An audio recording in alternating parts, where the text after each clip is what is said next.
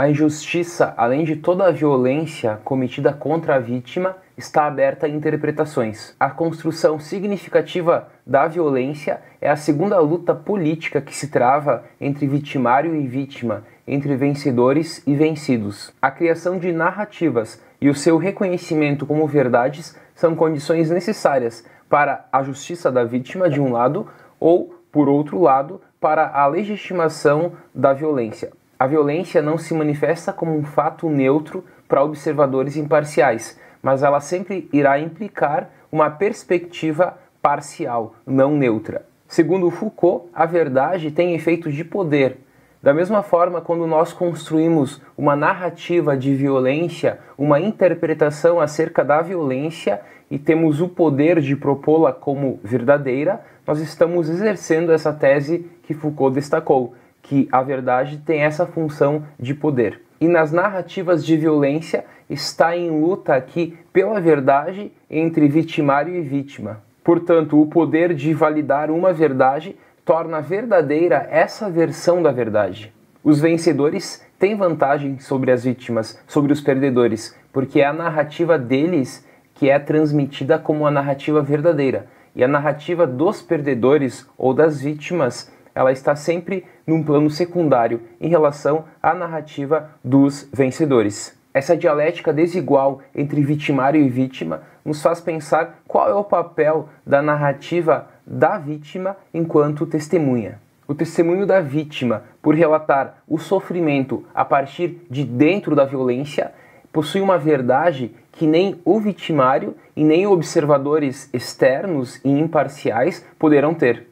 O sofrimento, com certeza, é o lado mais obscuro da violência. É aquilo que o vitimário vai tentar ocultar e o vencedor, aquele que promoveu a violência, vai tentar negar. O sofrimento da vítima abre, no espaço público, uma necessidade de se debater sobre a ética da violência. Na disputa política, para conseguir impor a verdade de uma narrativa, o vitimário apela para o esquecimento, já a vítima apela para a memória.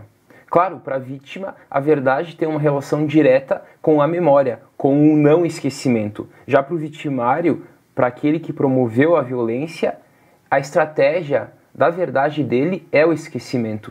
A violência sempre tem esses dois lados, do vitimário e da vítima. O vitimário é aquele que usa da estratégia do esquecimento daquele mal promovido por ele, daquela barbárie que ele promoveu. Para tanto, ele costuma ocultar aqueles que foram violentados, que é a vítima. E essa ocultação histórica e política das vítimas se faz pela estratégia do esquecimento.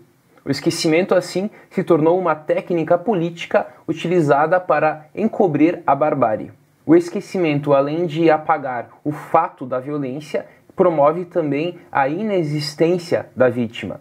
O encobrimento da barbárie, assim, funciona como uma espécie de estratégia política para manter a ordem social. E essa ordem social é vista como uma ordem natural e justa.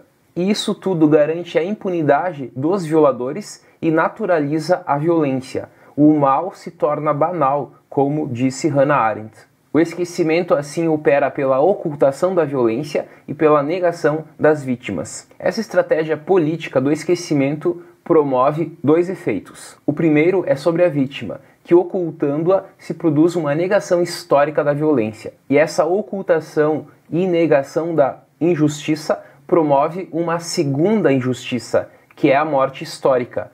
Já existiu a primeira injustiça, que foi a violência. Agora, a segunda injustiça é a morte histórica. Walter Benjamin, no seu ensaio sobre o conceito de história, na sua tese sexta, ele diz o seguinte: de que também os mortos não estarão em segurança se o inimigo vencer. E esse inimigo não tem cessado de vencer. Como os mortos podem ser ameaçados? Que estratégia política atingirá os mortos? A estratégia política do esquecimento. Assim, as vítimas, mesmo depois da morte, sofrem uma outra injustiça, uma segunda injustiça, que é a injustiça do esquecimento, que é quando nós apagamos a memória dessas vítimas. Já a segunda consequência dessa estratégia política do esquecimento é que se naturaliza e perpetua a violência. E é o esquecimento que perpetua essa continuação da violência, dessa violência social, dessa violência histórica. E a violência, sim, acaba sendo vista como algo natural da sociedade. Essa estratégia do esquecimento, claro, foi muito utilizada por vários estados totalitários que se utilizaram da barbárie, da violência e depois apenas se utilizaram da estratégia do esquecimento para não serem punidos, para não sofrerem sanções. A verdade, portanto, é um produto histórico e não um dado objetivo. A verdade não pode ser considerada algo imutável, mas ela é construída a partir da história, a partir dos interesses da história. E a verdade está sempre do lado de quem detém os discursos e essas verdades e essas narrativas. Quando então se propaga a narrativa do esquecimento, por exemplo, se constrói uma narrativa verdadeira acerca da violência.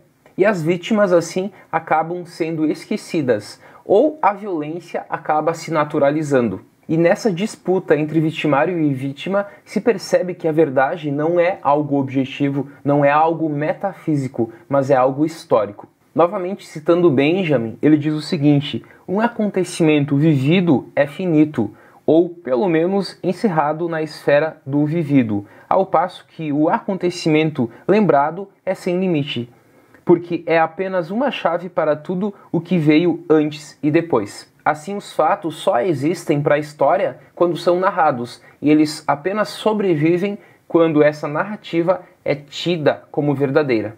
A narrativa é sempre uma interpretação, e toda interpretação é sempre uma construção. Em suma, o esquecimento apaga o fato violento e projeta um manto de inexistência sobre a vítima. Até mais.